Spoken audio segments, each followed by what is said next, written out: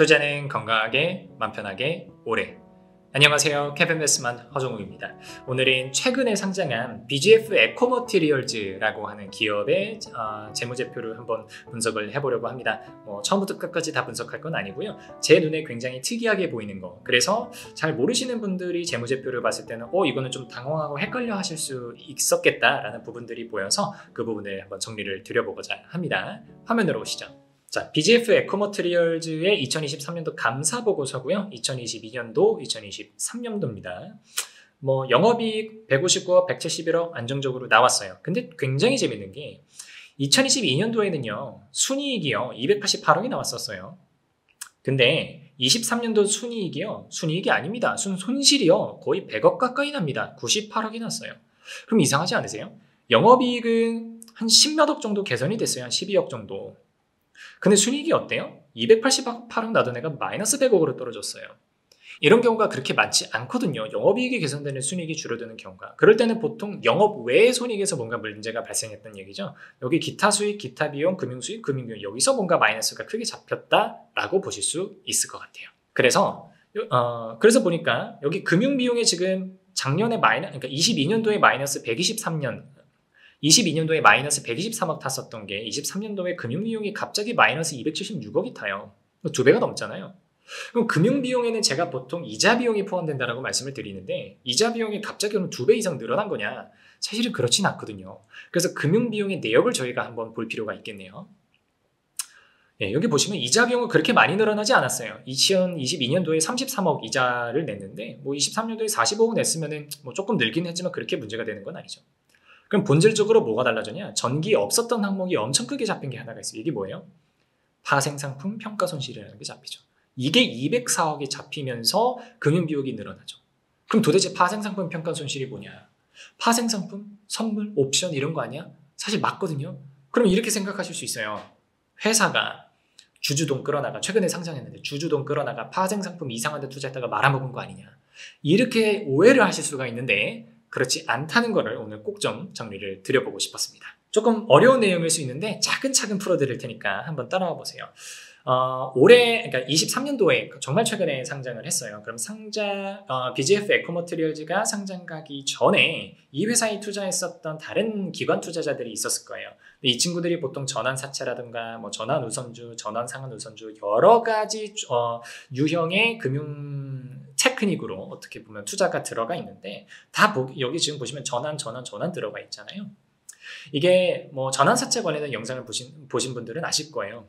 회사가 내가 전환사채라면 빌려준 돈, 우선주라고 하면 내가 우선주로 넣어둔 돈 등등을 때가 됐을 때 보통주로 전환할 수 있는 권리가 붙은 거를 전환 땡땡이라고 우리가 보통 표현을 합니다. 그래서 이런 사채나 우선주에 더해서 전환권이 따로 잡혀 있거든요. 조금 어려운 얘기지만 보통 대부분의 기업들은요.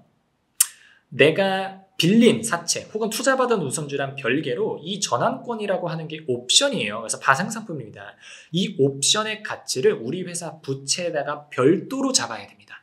왜 별도로 잡아야 되는지 회계적인 설명까지는 제가 드리지는 않을게요. 그냥 이렇게 생각하세요. 전환사채다? 그러면은 사채 금액과 전환권을 분리를 해서 전환권은 파생상품 부채로 따로 잡아야 된다. 전환우선주도 우선주와 전환권을 따로 분리를 해가지고 전환권을 부채로, 파생상품 부채로 따로 잡아야 된다. 이렇게만 그냥 알고 계시면 되세요.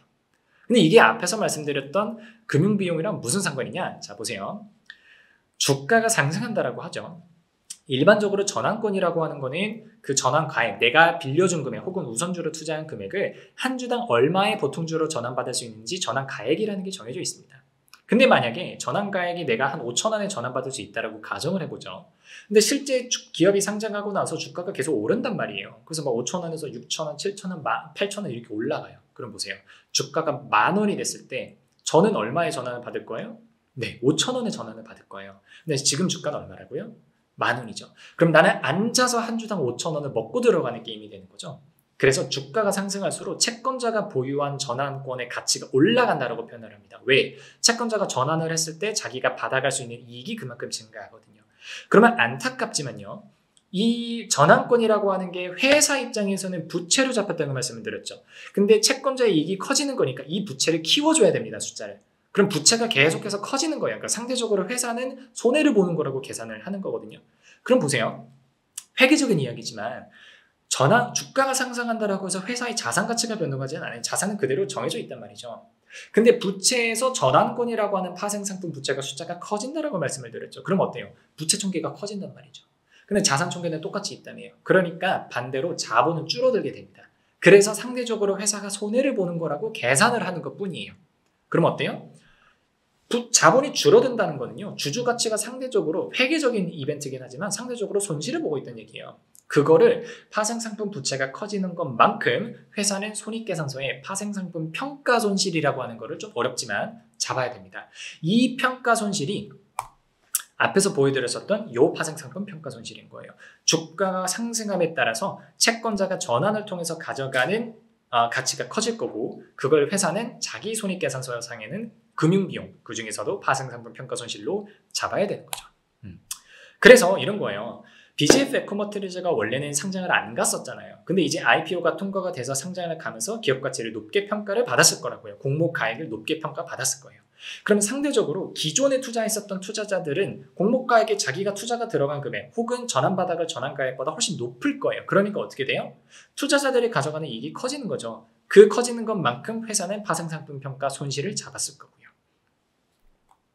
그럼 어떻게 정리드릴 수 있어요? 2023년도에 금융비용이 세게 타고 들어가면서 단기 순손실이 발생한 거는요, 첫 번째로는 회계적인 이벤트고요, 두 번째로는 일시적인 이벤트예요. 왜?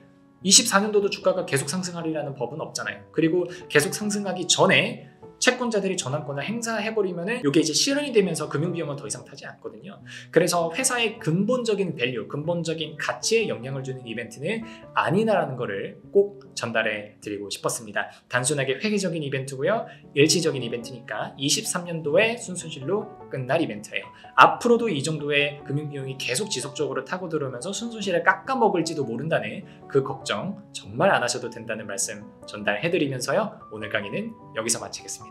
감사합니다.